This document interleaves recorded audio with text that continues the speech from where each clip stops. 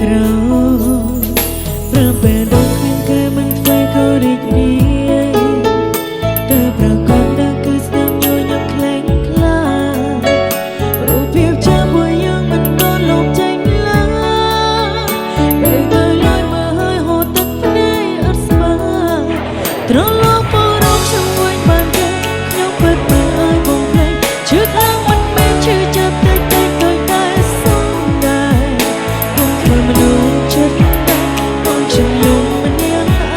ខ្ញុំឈឺចុះនៅត្រង់កន្លែងដែលអ្នកចាប់ចេញត្រឡប់មកជួបទឹកភ្នែកដែលហូរក៏ដែលបងធ្វើសន្យាអូនក៏បងយកបងនៅទីណាក្រែងថាស្រឡាញ់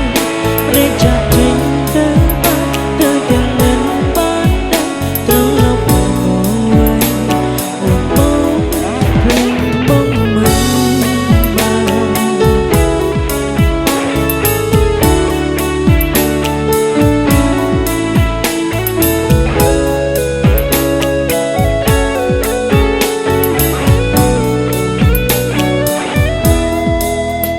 គឺនឹងខ្ញុំរំឲ្យអ្នកចេញទៅ